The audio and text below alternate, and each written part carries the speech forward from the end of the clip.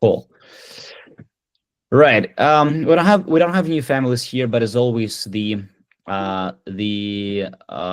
deck is linked to the calendar invite. I encourage like new families to go through through this, like at least one first slide, and just go through those links, videos, and materials from the Rare Bootcamp.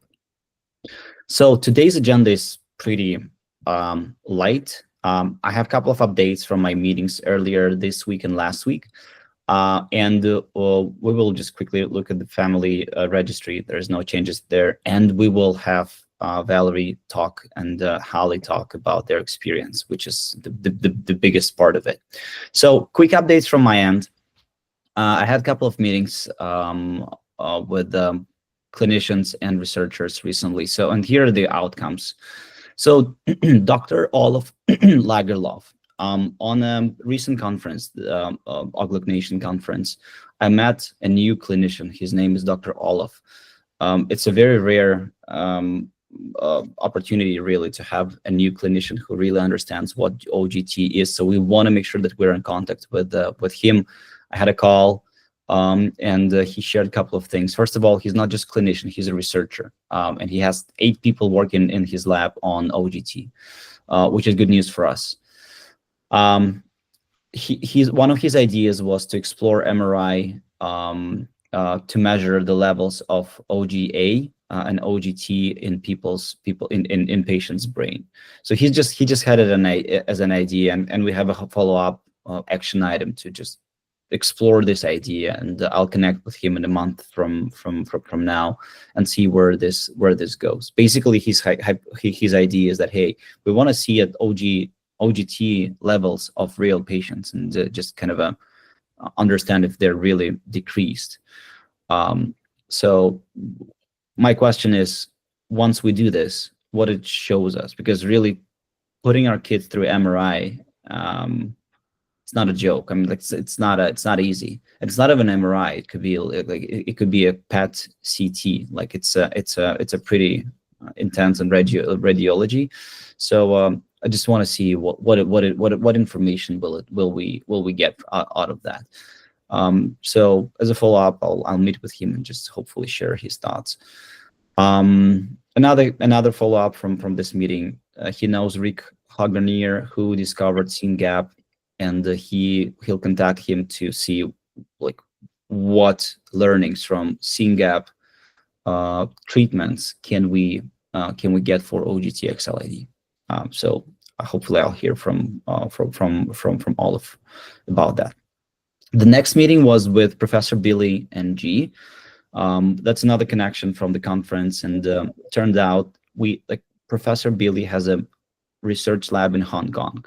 There are 18 people, with 2/3 working on OGT in Hong Kong, which is fascinating, really. So we had a call. He confirmed that yes, this is a part of his interests, and he's looking to work on like figuring out like whatever he can on OGT.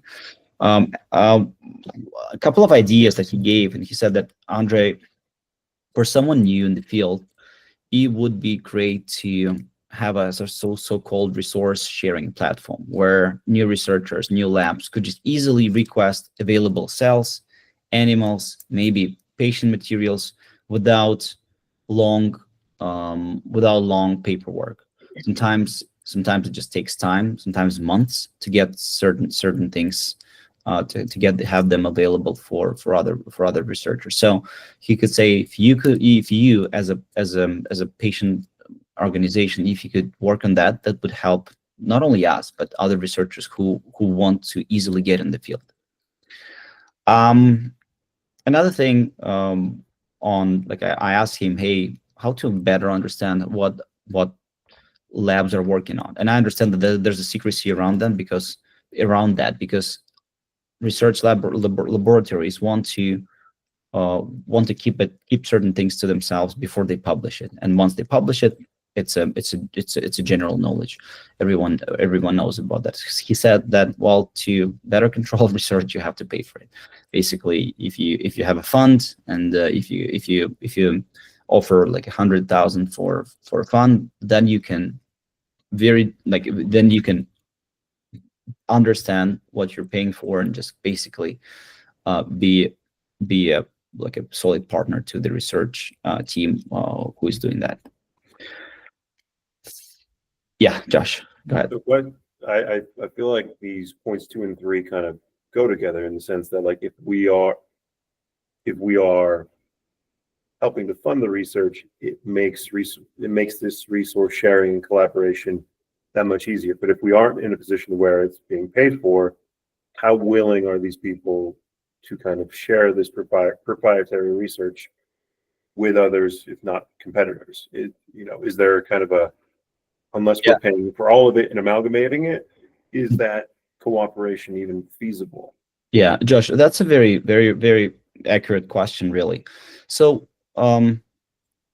yeah, as part of the deals that are happening to fund research, like we can put in that the rights to like certain cell models or whatever we're funding belong to like us and the research institution, so that it's available like broadly for other research institutions. So yes, you're right. Another way to think about that is that we can order those cell lines, animal lines, patient materials from third-party specialized places. For example, animals like mouse models. Mouse models are being put together by, for example, Jack's Lab. Jack's Lab is the facility here in the US that is specialized in breeding those mice. So that's their bread and butter. So we don't necessarily need to go to research lab to order that. In fact, it's better, it's quicker, it's more efficient to just order that directly from companies like Jack's Lab. Yeah, same goes for cells. So we may just want to reach out to those companies and identify those companies who are the best. So I've got a buddy who works at Alloy Therapeutics, and we've kind of discussed George's issues a handful of times, and it seems like the areas that you're kind of talking about like ordering these samples, it seems like this is something that he may be able to help out with. So if I send you his contact info, I mean, it sounds like you're a little bit more in the weeds than I am on this. So if this is a connection that you think is beneficial, just kind of let me know.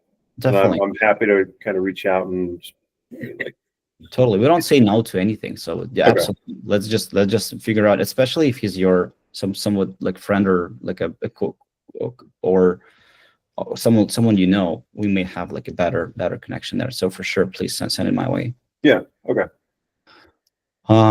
So the last meeting that happened this Monday, guys, this was absolutely amazing meeting with Mike Greglia. Mike is a CEO and founder of Seeing Gap Research Fund. He has been doing that for 6 years, and they're just way ahead of where we are. Obviously, they have hundreds of patients there, so they are like very well funded at this point. But it all started with like a handful families as we're starting here. Oh, there's Eric. Hi, Eric. Hi, Eric. There's Eric. Yeah, Eric says hi. Yeah, hi. So my questions were, as a patient community, a small patient community, what should we focusing on? He said, the best return on investment is to have a biobank. Basically, what Billy shared like previously on Friday. Cells, animals, patient materials, have it available, ready, but not even for research purposes, he said. You need to have it ready for the moment when pharmaceutical companies they show readiness to work on your disease. They don't have to spend 6 months on iPSC cells. They don't have to spend a year on a mouse model to build it. It's already there in biobanks. They just grab it and run with it. They don't have to spend time on natural history study or something like that. So because he said that whatever we can fund as a patient community, it's peanuts. It's a change that is actually required to go through through treatments. We're talking about dozens of millions of dollars there. And he says that these companies, they will be hopefully ready to invest this kind of money, but we need to do the legwork to prepare this for them to basically do this job, to do this work. He pointed out that Combined Brain is an organization that helps foundations like ours to keep those biobanks. So I'll be reaching out to them. I think I checked out their website already. It requires a referral letter, and I'll do that at some point. So I'll look into that. Basically, we need to start doing that. Another thing that he said, that try to focus, like as his first step, on drug repurposing. Double down on this, because what is drug repurposing? If something has already been approved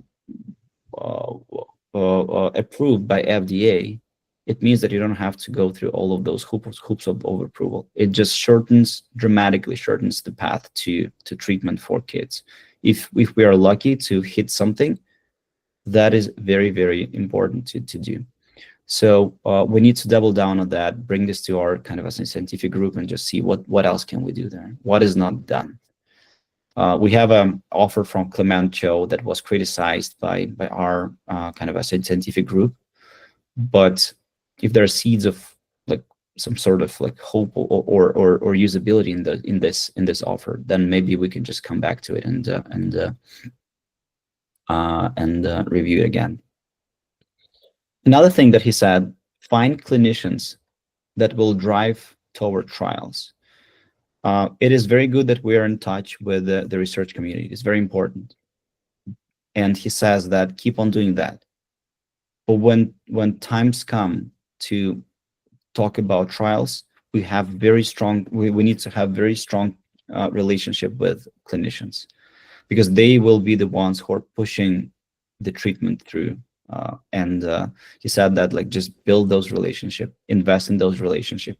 And we have good relationship with Andrew Edmondson, with Eva Morava.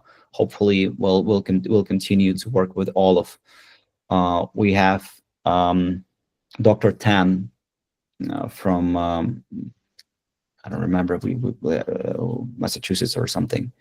So we just need to keep on those connections strong, to be able, by when time comes, to ask them, hey, now it looks like we're ready. We need you to run the trial for us, for our kids, or like accept patients and do the trial. The last point we discussed was fundraising, and he said that, like, an interesting thing, that there's no such thing as like a playbook. Well, everything starts with building awareness about what you're doing, about who you are, about the like, what is this disease, who are in this community, and trust. Basically showing the world that and other patients that whatever you're doing, it just makes sense, and they can trust you. Show projects that you're working on or you're planning to work on, like, transparently. Like, have a plan and execute on this plan and deliver on this plan.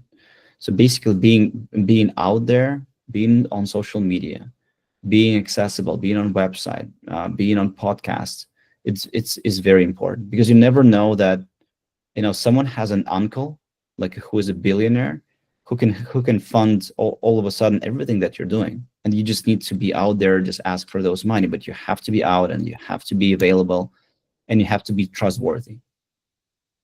So that was his recommendation.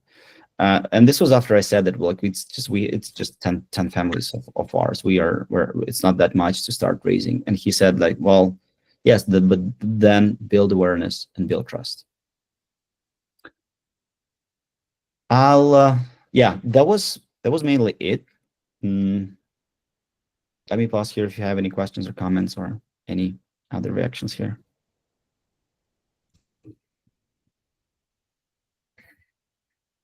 Right, good. I'll keep on updating you on any other progress on when I'm talking with the researchers and clinicians, and hopefully we'll get to the point where we have a roadmap of real projects that we need to fund. And we'll get to the moment when we are funding those things. At least the cells for a biobank, it's not a lot of money. We can do it ourselves. It's like it's $10,000 for a cell line, and it's in this realm. We're not talking hundreds here. All right. Moving on, no change in our patient registry form from the website since last time. 11 families, 14 patients. That's who we have strong connections with. People across United States and Europe. Eric is from Europe, and Steve and Sarah from Europe. Cool. All right, Valerie, over to you for the most exciting part of it. Well, this is Hollie. Hey, Hollie. Hi. She's very shy and to herself normally. When she was born, she was very little, 5 pounds, 2 ounces. Very short in stature. Always had her on the bottom of the chart. She was never in the chart area, you know, the normal child where they say, oh, she should be gaining like 10, 15 more pounds. No, that was not mine. She was always down here at the bottom or not even on the chart. She's finally starting to get into that chart, but not actually where most teenage girls are. We did end up having her in public school for quite a while. Seeing a lot of difficulties in school, lots. The teachers, I would ask them to put her in the front of the class. We thought she was having problems with her sight. She wasn't comprehending. They also stated that she would grow out of this. She'll be fine. Hey, we'll give her a calculator. She doesn't need to know math. She doesn't need to know spelling. She can, you know, everything's on the computer. It'll all do it for you. You don't have to know how to type because, you know, all you got to do is do the speak and it'll automatically do everything.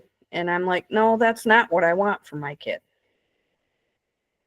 So third grade, after third grade, and the school not doing what I thought they should be doing, we pulled her out and actually started homeschooling her. I noticed a lot of delays. She was not up to where she should be school-wise and still isn't, but you know what? She's doing it at her pace. She is progressing. It's taken a lot because we've had to advocate, or I have had to advocate for her and actually ask doctors, hey, there's something that's missing. There's something that's going on. I don't know what it is, but help me so I can figure out how to help her with her schooling and everything else. And that's when they tested her for autism and ADHD and all these other testings. And it came back that she has autism with the OGT. And now we are just learning about this, last year? And we are trying to figure it all out and learn more about it. And it explains a lot of the things that we've had to go through all this time up till now. And her learning, yeah, she doesn't learn like some of the other kids, but you know what? It's more hands-on visual and stuff like, it's not book or computer all the time. I mean, we went to Mount Rushmore and did a bunch of stuff there, Lansing, Michigan for her history and stuff like that. She learned more going there and reading the plaques and being there and asking questions there than she would have actually in the classroom. And I think that's what's helped us, or I should say me, because I'm the one more or less taking care of her. So I do have help with my mom and my other daughter right now as well. But do you have any input?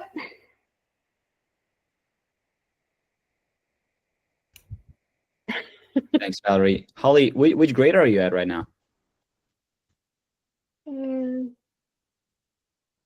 You're supposed to be in 11th. Okay. Yeah, nice. What is your favorite subject?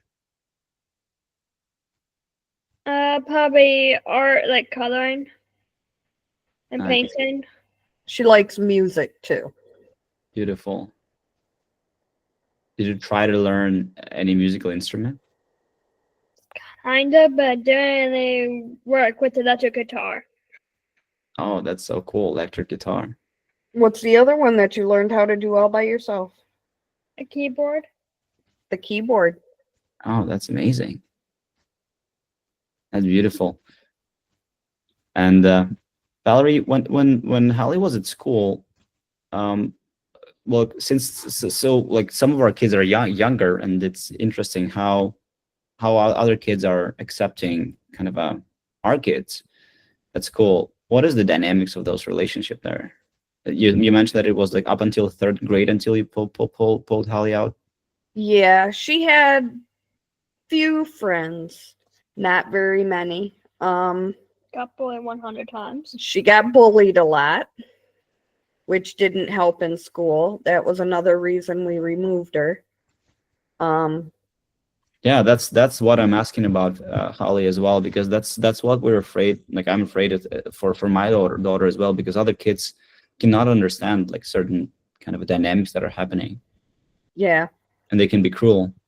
they are cruel in this world. I mean, Especially to Marcus. But yeah. One of the little boys used to trip her and push her and hit her and all kinds of stuff just because he didn't like the way she looked or the way she acted, or so he was treating her pretty bad. And that's when I stepped up as a parent, and it was like the last 3 weeks of school, and that was in, what was it, kindergarten? And I actually sat in the classroom every day. That teacher was not happy, but I told them if they weren't going to protect her, I was going to. Yeah. Because she came home one day with a big, huge knot on her head from where this boy threw a wooden block at her head because he didn't like her. So I had to step up as a parent and say, sorry, I'm going to be here. And they didn't like it as a school because they don't like parents in the classroom. They don't like people watching over their shoulder. But I told them, if my kid's supposed to be in school, you should be protecting them. And if you can't do that, I will. And how were the teachers overall? Why weren't they protecting? What is your experience with them? That teacher particularly, I don't know what her problem was. I had a couple other ones that were really good. It was that one particular one that really screwed it up, and the principal. And then when she went to the new school, because their school goes from preschool to 1st grade, and then you go to another school for 2nd, 3rd, and 4th, and then another one 5th and 6th, and so on. So when she got up to 3rd grade, she had a different principal, and I told them straight up at the beginning of the year, I don't take crap. I'm not going to put up with crap. And if they're going to sit there and harass her, I will be up here. And he was a really good principal, and he made sure that she was taken care of at that school. And what if our kids, they cannot even talk what happened and speak what happened at school? What would be your recommendation? Because my daughter, she's 5, she cannot even just tell me like what happened at school. She cannot complain. Can she write it down or can she type or anything? No, nothing. No. No. So Yeah, basically, that- I don't have visibility then, and they can just not tell me. Right. That would be the hardest thing. Having one that's nonverbal or not able to speak. Mine was able to tell me the problems that she was having when she was being bullied and things that were happening at the school. So What- that was able to What help age out. was that? Huh? What age was that? It was about like 8-year-old, 8-year-old or something. Yeah. Okay. So, I mean, she was able to tell me the things that were going on. Nice.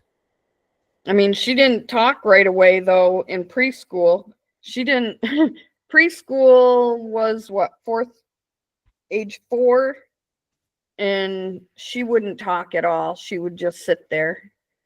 We finally got her to talk by giving her a iPad and having her touch the letters, and it would say A, A. And all of a sudden, she started doing all the sounds that were coming up from the iPad.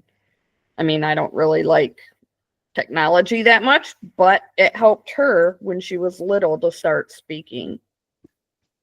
Do you have any recommendation for a specific app that does it? Well, they were using ABC app and stuff like that from school. Okay. So, but they were just giving me different apps, the one preschool teacher, and that's what we tried. And at what age Hollie was able to just kind of communicate with you and tell that, hey, this is what happened at school?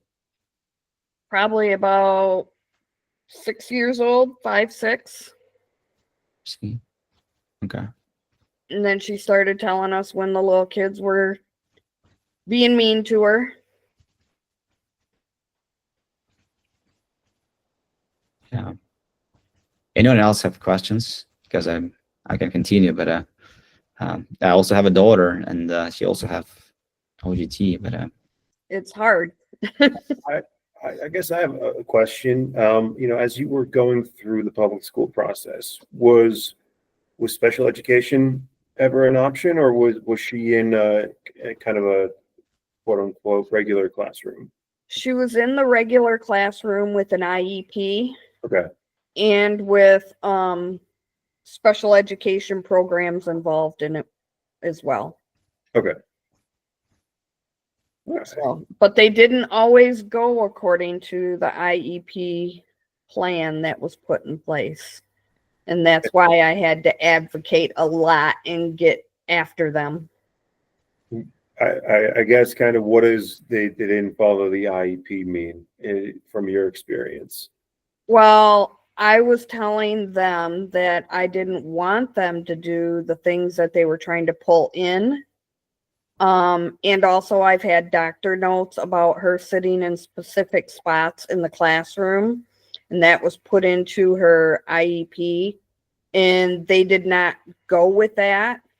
Also, the recommendations were not to put her with certain kids that we knew that she already had problems with. And those kids were put in the same classroom, even though there was 4 other classrooms that they could have been in, but they put her in the same one. And so when you have the IEP that you're referencing is kind of like, hey, here's what we need to do. Even when you're raising these concerns, was the school just kind of like, we don't care, not our problem? Like, what was the...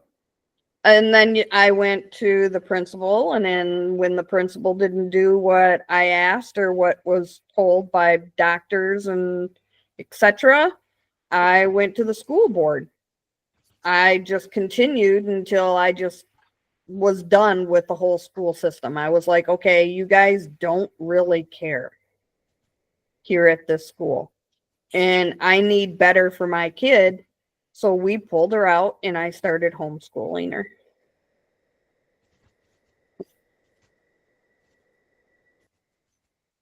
is that the path you would recommend for us as well? Or you can see there could be an option for public school education to take care of our kids? There could be. Each school system is different, of course, and each state is different. For us, the best choice was to remove her from the public school. Makes sense.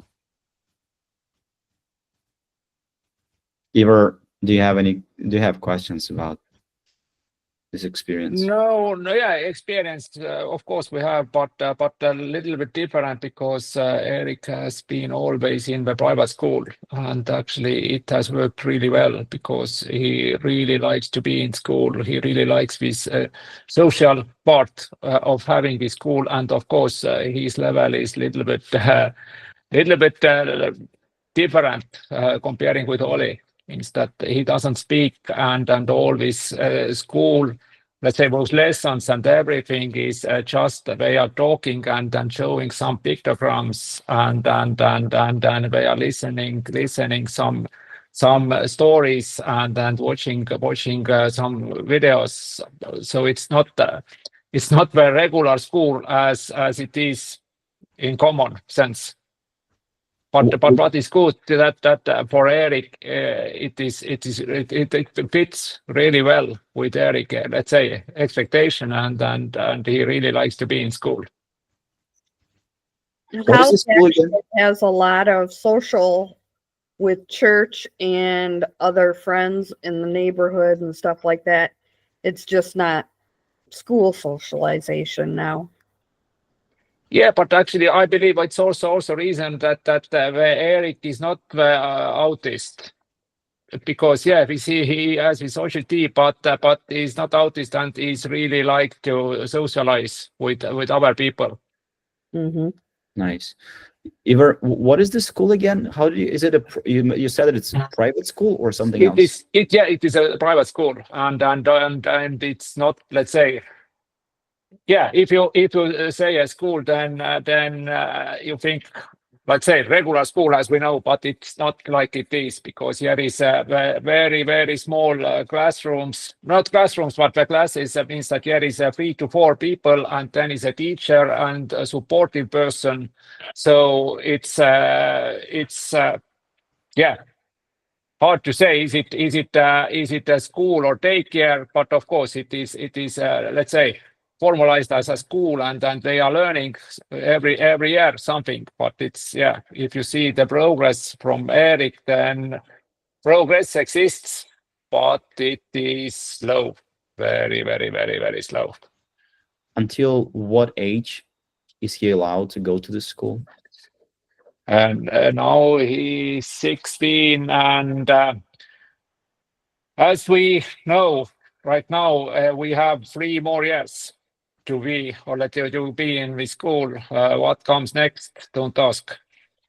Now, see, if we had Hollie in public school, I think they are able to go up until they're 26 here in Okay, Michigan. then it's Michigan. Oh, yeah, but yes, in Europe, it's different. But at least 3 years. But it can be also some changes and some requests. But those 3 years should be quite sure. Yeah. I believe we would also benefit from hearing Elise. Elise has Robbie, who is 30 years old. 30, and also Valerie. I don't think you've met Elise, right? So Mm-mm. yeah. She joined our Monday call, but she didn't join today call. And I think it would be also interesting to hear her story. How did she manage to live through this life, like until 30 years old? Because also I believe Robbie has challenges. Yeah, she has a lot of learning disabilities, which we work on every day, behavioral sometimes as well. She doesn't want to hear about those, though, of course. She's doing good. But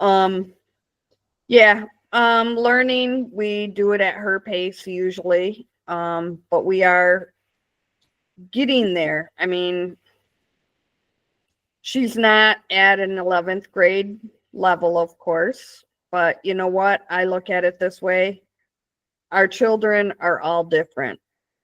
Yeah. And they all learn differently, and some of them take longer than others, and we need to do the best we can with the stuff that we have to provide for them. 100%. 100%. Yeah. Josh, Annie, do you have any other questions? Marie, maybe you have questions.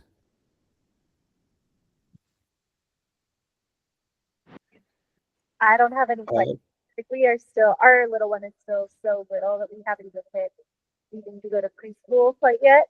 And so I feel like once we get there, that'll be a whole other adventure we have to navigate. But for now, we are still in the safety bubble of not having to worry about it quite yet. So we'll ride that journey out while we can and then worry about it later. Might not be the but that's what I'm And I have a question. And Valerie, if I'm prying, you can tell me to pound sand. But you had mentioned that you have another daughter. Yes, I do. You know, with this other daughter, is her kind of outlook and prognosis, is she, you know, is she in the same boat as Hollie, or is she? No, she actually has neurofibromatosis 1. Okay. And she's from a different father. I've been divorced. So, and that is tumors that develop on your nerve endings. And she's had like 20 some surgeries with tumors and etc. She also has learning disabilities and delays. Okay.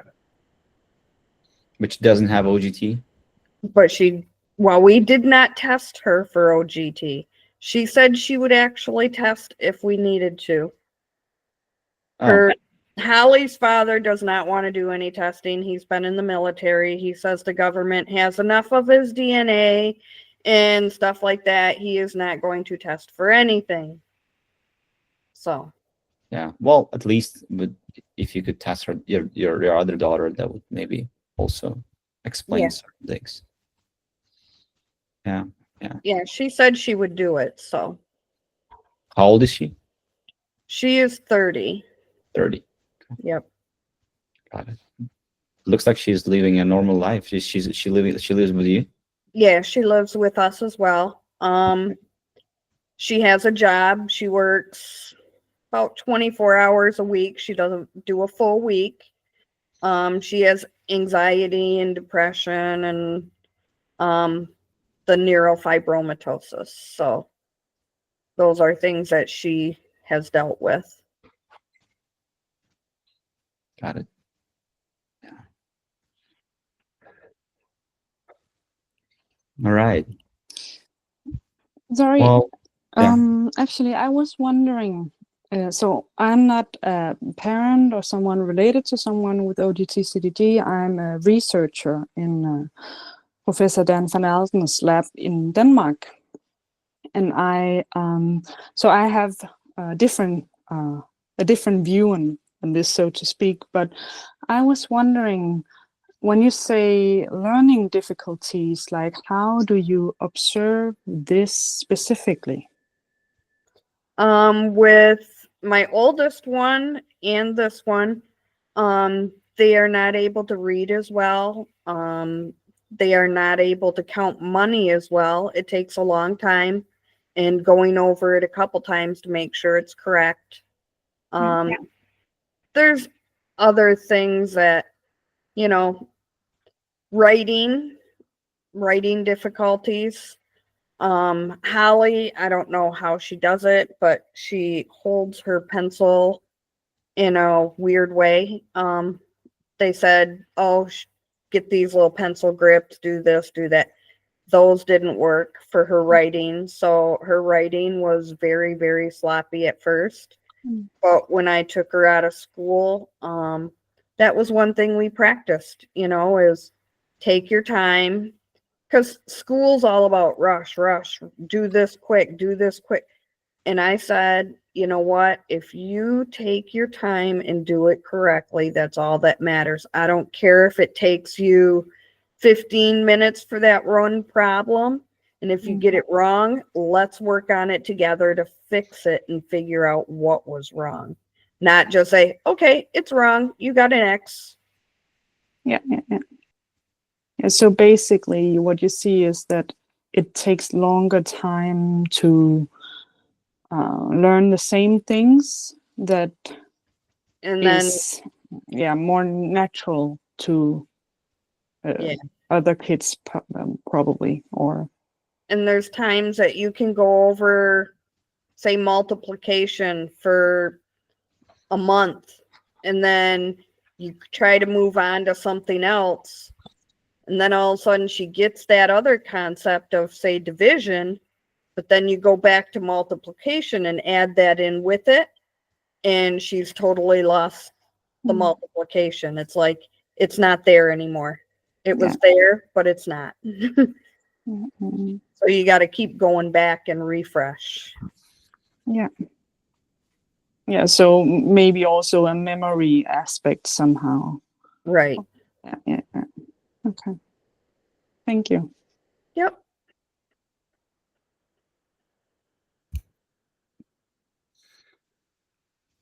All right. Valerie, thank you so much for talking about that and bringing Hollie here. You're I think it's welcome. extremely valuable. And I'm sure we'll have more questions. I think that we can just, shoot them out to you just directly. Valerie is on Facebook. Yep. And is very responsive guy. So if you have some other questions, feel free to send her those questions. Yep, I'm always available. I want to help both of my kids in any way between neurofibromatosis and OGT, whatever I can do to help them. Yeah, absolutely. All right. Thanks everyone for joining. And see you in 2 weeks. Okay, thank you. Thank you. Bye. Bye.